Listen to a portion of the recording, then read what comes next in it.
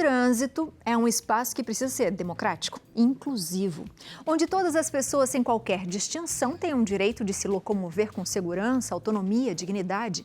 No entanto, idosos, autistas e pessoas com deficiência têm uma realidade marcada por obstáculos e desafios.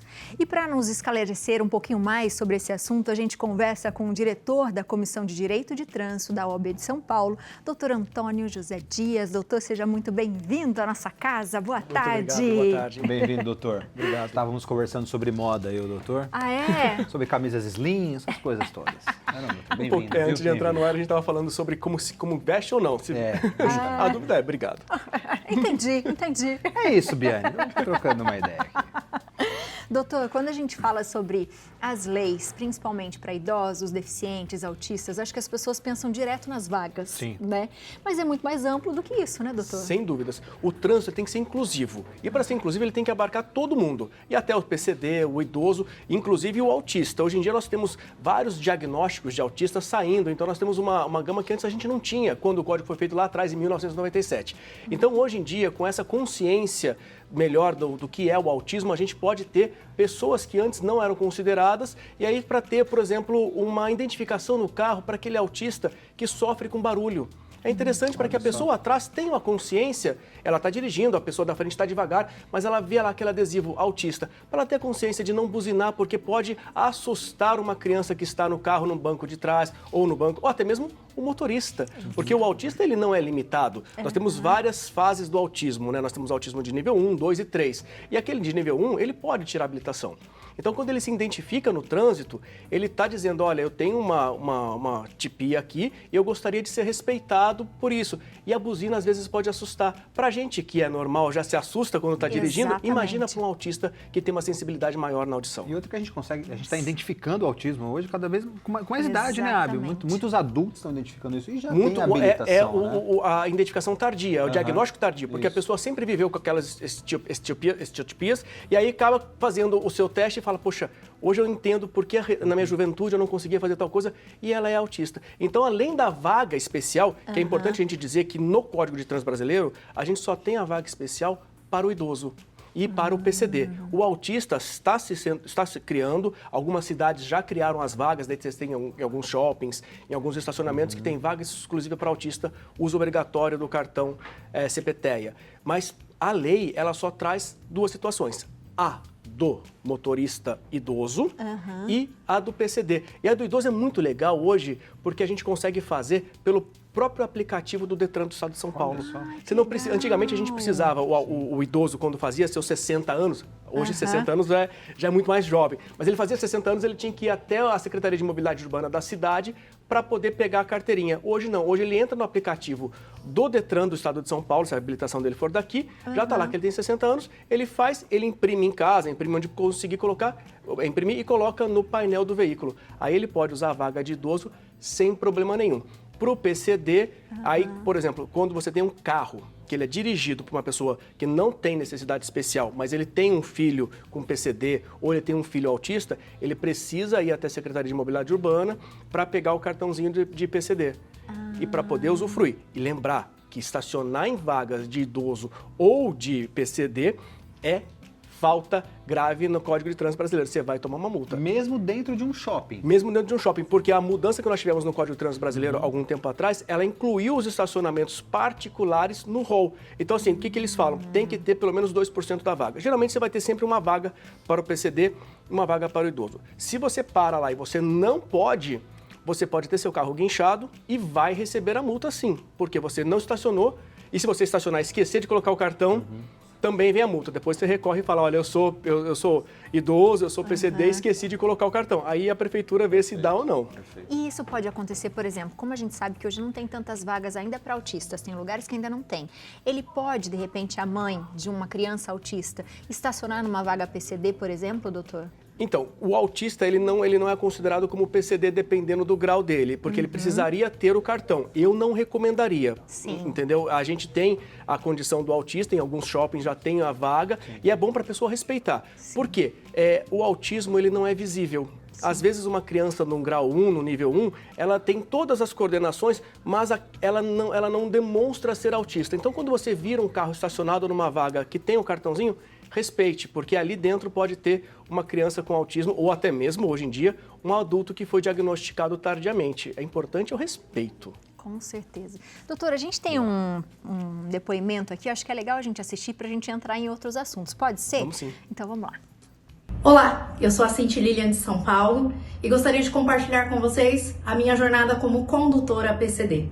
A primeira dificuldade que eu encontrei foi no momento em que eu fui tirar a minha habilitação. Eu me dirigi a uma autoescola, credenciada do Detran, autorizada a dar aulas para condutores PCDs, e a informação que eles me deram é que dificilmente um médico da banca especial me aprovaria no exame físico para poder tirar a minha habilitação. Sempre que eu vou a um supermercado que tem essas vagas, todos eles próximos da entrada, ou eu vou a algum shopping que dentro do complexo tem supermercado, eu sempre encontro carrinhos de supermercado largados ali na faixa listrada ao lado da vaga. Essa faixa listrada ela existe para facilitar o embarque e o desembarque do PCD. Outra coisa que eu sempre me vejo incomodada no dia a dia é disputar essa vaga PCD com pessoas que não possuem nenhum tipo de deficiência, nem o condutor, nem o acompanhante, e que param nessa vaga. Dizem, é rapidinho, é só 5 minutos. Mas, cada vez que eu escuto isso, eu entendo que eu não tenho direito de estar ali. Porque eu preciso da vaga para poder embarcar e desembarcar com facilidade. Eu, graças a Deus, consigo andar. Mas se é um cadeirante? Se é alguém que precisa necessariamente de uma distância curta entre a vaga e o estabelecimento, ele não pode estar ali porque alguém se achou no direito de utilizar essa vaga. Que interessante isso verdade. que ela faz. Muito obrigada pelo seu depoimento. E é bem que a gente terminou falando de respeito, né, doutor? Quando a gente tem respeito, a gente consegue entender muitas coisas. Outras, a gente precisa buscar o conhecimento. Vamos deixar essa vaga para elas, para eles. Vamos estacionar mais longe. A gente que tem uma mobilidade melhor, vamos estacionar. Chega no estacionamento do shopping, do supermercado, vá até a última vaga. Deixa aquelas vagas mais próximas para as pessoas que têm uma mobilidade melhor, até mesmo que não seja um idoso, mas uma pessoa com seus 55 anos, que já não está mais, não, que pode estar com algum problema, tenta procurar uma vaga mais atrás. E se for uma vaga de especial, de PCD, tem também a faixa amarela, que ela bem falou. Aquela faixa amarela é para você poder abrir a porta do carro, retirar a cadeira de rodas e colocar o PCD na cadeira de rodas. Então ela não pode colocar carrinho de supermercado, ela não pode parar nem por um minutinho. Essa vaga não é sua, nem por um minutinho. Doutor, em relação à condição, por exemplo, do carro, se um PCD tem algum tipo de desconto para se comprar um carro, algum tipo de isenção de imposto, como funciona? Porque isso deu uma banalizada, né? Deu uma, eu lembro de que em 2019, todo mundo queria tirar por causa do desconto, todo mundo tinha. É uma coisa que daí o governador Dória veio aqui no estado de São Paulo e acabou limitando bastante. O que acontece? Hoje nós temos uma regra muito simples. Veículos até R$120 mil têm desconto no ICMS, que é o imposto estadual. O imposto federal, o IPI, ele vai até 200 mil. Então, assim, se você quiser comprar um carro de R$200 mil, você vai ter desconto só no IPI, que é de 5% mais ou menos. Já o imposto maior, que é o ICMS, que pode ser até 17,5%, dependendo do estado, é até 120 mil. E aí, alguns carros hoje fazem o quê? Eles começam a partir de 123 mil, mas aí a montadora dá um desconto para baixar, e aí o veículo de 127 mil, ele cai para mais ou menos 103 mil reais. Mas você precisa passar por uma junta médica no Detran do seu estado. Daí você vai até a junta médica vai verificar se aquela sua condição te dá direito. Por exemplo, uma pessoa que tem um problema no joelho, ele tem um encurtamento ou teve alguma operação. Essa pessoa, ela vai conseguir uma habilitação de PCD somente para carro automático e não vai mais poder pilotar moto. Então, se ele tem uma habilitação A e B de carro e moto, ele perde o direito dele de pilotar moto e ganha só o direito de pilotar carro automático. Mas isso vai ser determinado pela perícia no Detran. E também não paga IPVA. Então, o veículo de PCD, mesmo que seja um veículo de PCD do carona, seja um PCD que não tenha capacidade de dirigir, você pode pedir essa isenção. E essa isenção vale para o veículo. Uma coisa interessante, quem compra veículo com desconto tem que ficar hoje 4 anos. Antigamente a regra era 2.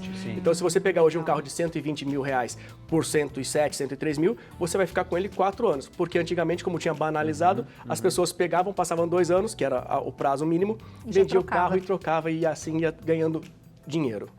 É isso. Doutor, quando a gente fala um pouquinho das condições, a gente também fala de estrutura. E aí a gente está falando de trânsito também, né? No caso dos PCDs, que são cadeirantes, por exemplo, a gente vê que as nossas calçadas não são preparadas, né? A gente vê que não tem espaço para eles nas ruas, às vezes as faixas de trânsito também não.